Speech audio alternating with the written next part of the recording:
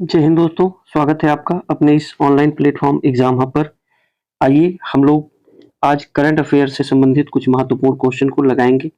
आप लोग जान रहे हैं 14 मई को आपका पेपर लगा हुआ है और आप लोगों की तैयारी अच्छी चल रही होगी। अब नया कुछ मत पढ़िए भैया, हो सके तो करंट अफेयर पे ज़्यादा काम करिए और पुराना जो भी चीज़ें पढ़ी गई हैं अभी तक उस पे काम करिए। नया कुछ पढ़ने की ज़रूरत नहीं है और नहीं तो एग्जाम में सब खाली-खाली सा लगेगा कि पता चला कि नया कुछ याद ही नहीं रहा। तो हम लोग आज क्वेश्चन आंसर देखेंगे करंट अफेयर से संबंधित और इसका जो एक्सप्लेनेशन है वो बहुत ही इंपॉर्टेंट है।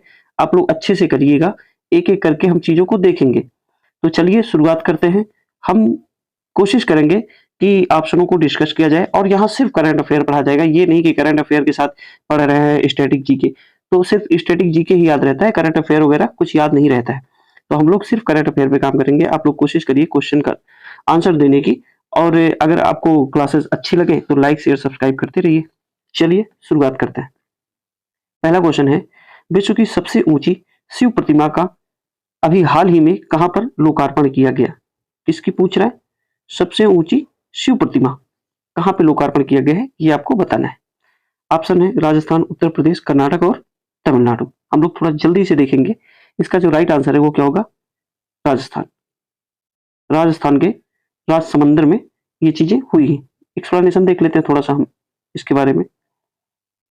चलिए देखते हैं।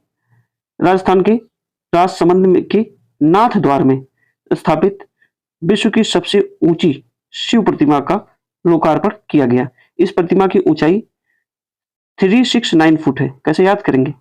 369 369 369 फीट इसकी ऊंचाई है। इस प्रतिमा का नाम क्या है? नाम क्या है? विश्वास स्वरूपम। विश्वास स्वरूपम, है ना?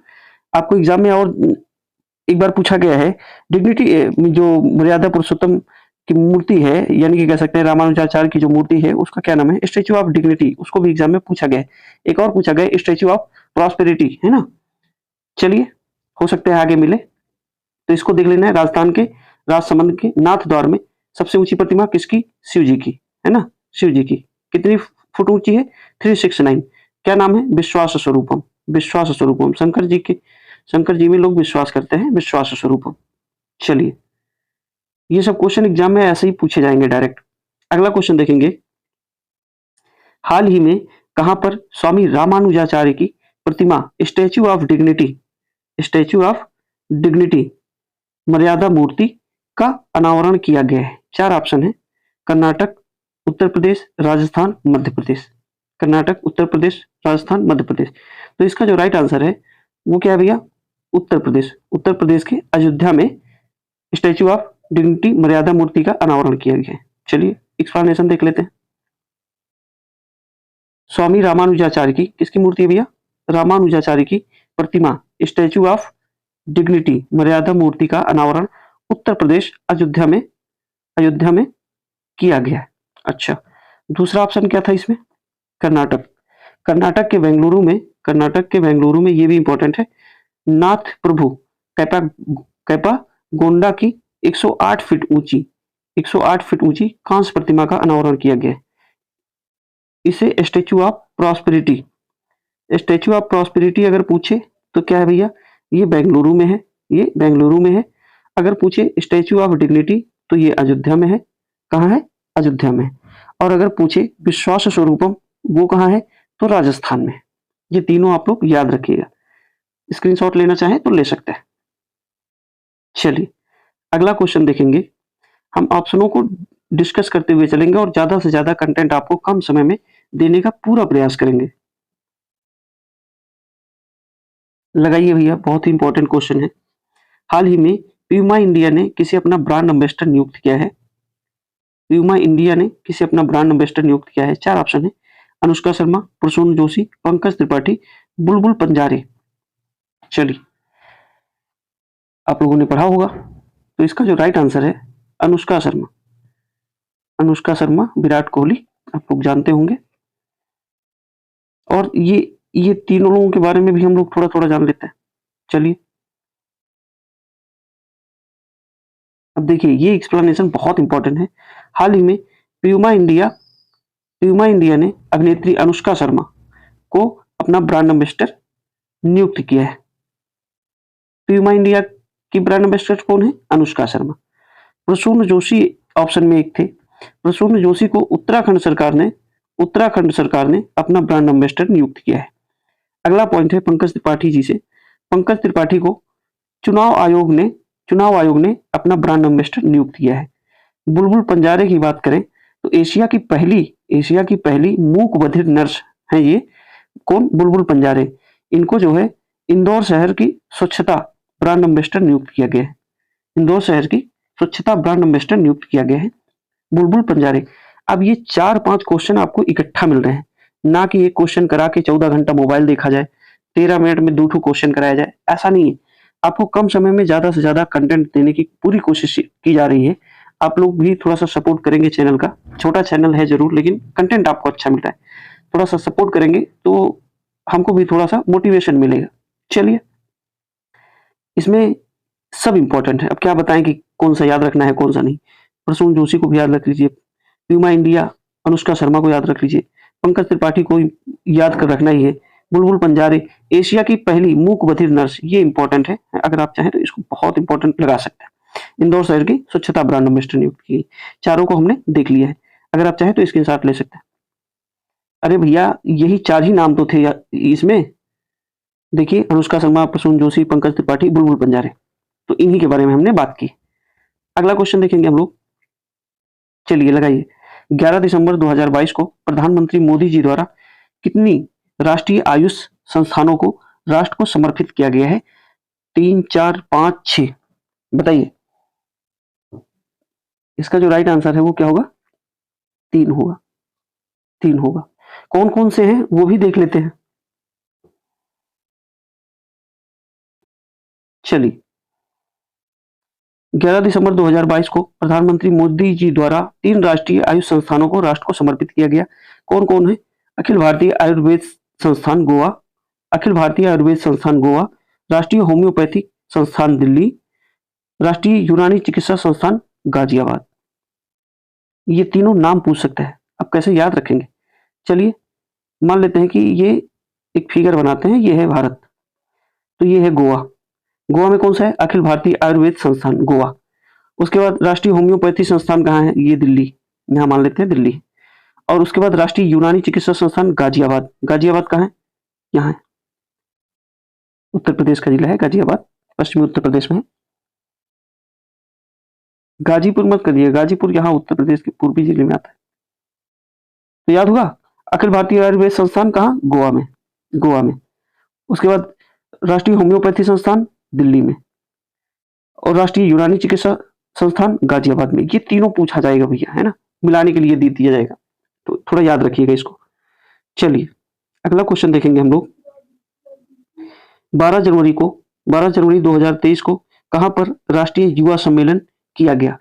राष्ट्रीय युवा सम्मेलन कहां हुआ है? राष्ट्रीय युवा सम्मेलन कर्नाटक, मध्य प्रदेश, तमिलनाडु और राजस्थान। चलिए, इसका जो राइट आंसर है वो क्या होगा? मध्य प्रदेश के इंदौर में कि तमिलनाडु में? आप लोग जल्दी से कमेंट करिए। चलिए, हमको लगता है कि आप लोगों का आंसर सही होगा। कहाँ पे है भैया? कर्नाटक के बेंगलुरु में। कहाँ है? कर्नाटक के बेंगलुरु में। कर्नाटक के बेंगलुरु में राष्ट्रीय युवा सम्मेलन का आयोजन किया गया। चलिए, थोड़ा सा देख लेते हैं इसके बारे में। 12 जनवरी 2023 को राष्ट्रीय युवा सम्मेलन कर्नाटक के बेंगलुरु में किया गया। अच्छा, कुछ याद आ रहा है बेंगलुरु से? ये है भारत, सॉरी, ये है भारत, यहाँ है कर्नाटक, कर्नाटक में यही है बेंगलुरु, है ना। और वहां पे क्या किया गया? राष्ट्रीय युवा सम्मेलन का आयोजन किया गया। कहाँ? बेंगलुरु में। बेंगलुरु से एक चीज और याद आना चाहिए आपको। क्या चीज? अभी हाल ही में स्टेच्यू ऑफ प्रॉस्पेरिटी कहाँ हमने बताया? स्टेच्यू ऑफ प्रॉस्पेरिटी कहाँ है? तो बेंगलुरु में ही है, अभी हमने बताया है, तो याद रखा करिए थोड़ा सा। ये नहीं कि आगे पढ़ रहे हैं पीछे भूले जा रहे हैं, है ना। कनेक्ट करके और कोशिश करिए, मैप से देख के पढ़िए, करंट अफेयर ज्यादा समय तक याद रहेगा। अगले ऑप्शन को डिस्कस कर ले। हाल ही में स्कूली शिक्षा में आर्टिफिशियल इंटेलिजेंस पढ़ाने वाला देश का पहला राज्य कौन सा है? तो ये है मध्य प्रदेश।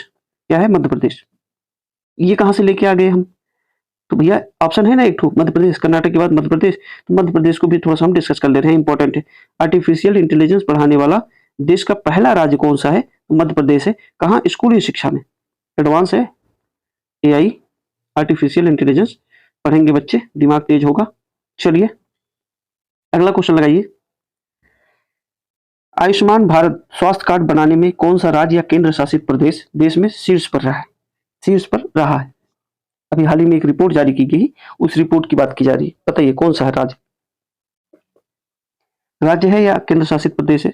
जम्मू कश्मीर, लद्दाख, सॉरी दोनों एक साथ हो गया है, इसको जो है मिटा ही दीजिए। कई जगह रहेगा लद्दाख, ऊपर तो ही ये है। चलिए जम्मू कश्मीर, मध्य प्रदेश, तमिलनाडु और लद्दाख। इसका जो राइट आंसर है वो क्या होगा? जम्मू कश्मीर। क्या होगा? जम्मू कश्मीर। अच्छा, जम्मू कश्मीर कहाँ है? अभी एक्सप्लेनेशन देखेंगे तो बताएंगे। हाल ही में प्रस्तुत एक रिपोर्ट के अनुसार आयुष्मान भारत स्वास्थ्य कार्ड बनाने में जम्मू कश्मीर शीर्ष जो है देश में शीर्ष पे रहा है। अच्छा, एक ऑप्शन और था उसमें, इसका तमिलनाडु का। जलवायु परिवर्तन मिशन शुरू करने वाला भारत का पहला राज्य कौन सा है? तमिलनाडु। जलवायु परिवर्तन मिशन शुरू करने वाला भारत का पहला राज्य कौन सा है? तमिलनाडु। अरे भैया ये है ना तमिलनाडु, तीसरा वाला ऑप्शन। और मध्य प्रदेश के बारे में अभी हमने डिस्कस कर ही लिया है। चलिए अगर मैप में देखें हम लोग तो ये रहा तमिलनाडु, है ना। यहाँ पे क्या शुरू किया गया है? जलवायु परिवर्तन मिशन शुरू करने वाला भारत का पहला राज्य रहा है कौन? तमिलनाडु। और जम्मू कश्मीर यहाँ है ना। अगर हम ऐसे थोड़ा सा बनाए, ये वाला एरिया जम्मू कश्मीर का है ना ये। बाकी आप लोग भारत का मैप बना ही लेंगे। चलिए अगला क्वेश्चन लगाइए। आगामी दिनों में सैटेलाइट स्पेक्ट्रम की नीलामी करने वाला दुनिया का पहला देश कौन सा है? इंपॉर्टेंट है question. Bharat, UAE, Pakistan, America.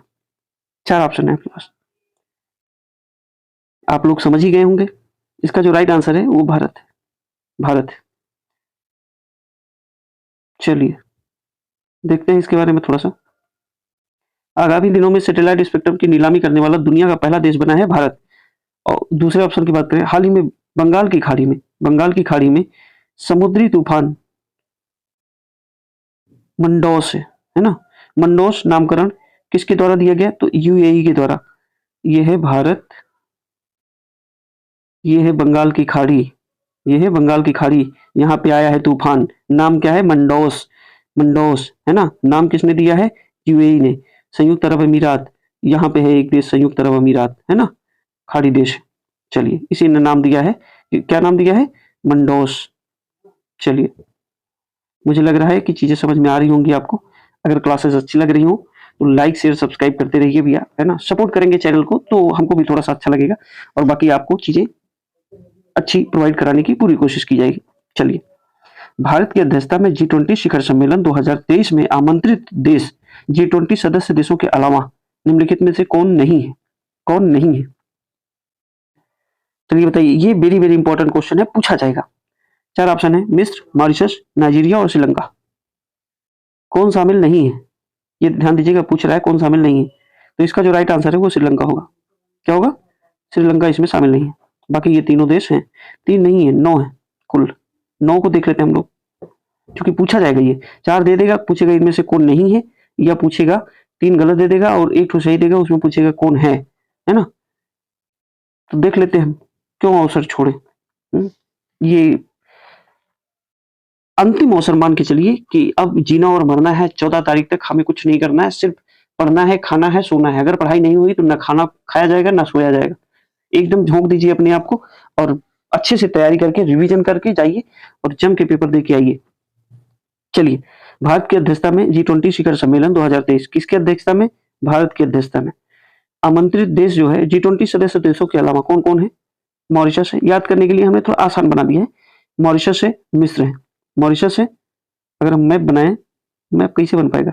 चलिए ये यूरोप को मान लेते हैं हम थोड़े समय के लिए, है ना। थोड़े समय के लिए हम इसको यूरोप मान लेते हैं। ये हो गया यूरोप, उसके बाद ये हो गया अफ्रीका, ये हो गया अफ्रीका, और ये हो गया आपका भारत, सॉरी ये हो गया अफ्रीका, और अगर मान लेते हैं यहाँ इसको भारत, सपोज करिए, है ना, भारत। अब देखिए याद करेंगे कैसे। मॉरिशस, मॉरिशस यहाँ है, मॉरिशस यहाँ है। मिस्र कहाँ है? मिस्र यहाँ है अफ्रीका में। उसके बाद नाइजीरिया कहाँ है? नाइजीरिया यहाँ है। नीदरलैंड कहाँ है? तो यूरोप का देश है, नीदरलैंड यहाँ है। स्पेन कहाँ है? ये भी यूरोप का देश है, स्पेन यहाँ है। यूएई कहाँ है? यूएई यहाँ है भैया, है ना, यूएई यहाँ है। उसके बाद ओमान कहाँ है? यूएई के बगल में है ओमान। सिंगापुर कहाँ है? तो सिंगापुर यहाँ है ना। उसके बाद बांग्लादेश कहाँ है? भारत का पड़ोसी देश है। तो ऐसे याद करिए कौन कौन सा, पहले याद रखिए मॉरिशस, उसके बाद मिस्र, फिर नाइजीरिया, फिर नीदरलैंड, फिर स्पेन, फिर यूएई, फिर ओमान, फिर बांग्लादेश, फिर सिंगापुर। इतने देश याद होने चाहिए। चलिए, अगर आप चाहें तो इसका स्क्रीनशॉट ले सकते हैं। ये G20 के जो आमंत्रित देश हैं इनको याद रखिए, है ना, इंपॉर्टेंट है। और मुझे लगता है कि आज इतना ही रखना ठीक रहेगा। बाकी आगे की क्लासेस हम आपको प्रोवाइड कराएंगे। करंट अफेयर के जो अच्छे क्वेश्चन है जो एग्जाम में पूछे जाते हैं, है तो करंट अफेयर बहुत, कितना पढ़ेंगे कितना याद रखेंगे, लेकिन जो उम्मीद है पूछे जाने की या ज्यादातर संभावनाएं होती हैं या पीछे जो पूछा गया है उसी को फिर से पूछा जाएगा, ये सब संभावनाएं होती हैं। इस वजह से उन क्वेश्चनों को ज्यादा फोकस किया जाता है। तो चलिए आज इतना ही रखेंगे, मिलेंगे अगली क्लास में। तब तक के लिए जय हिंद।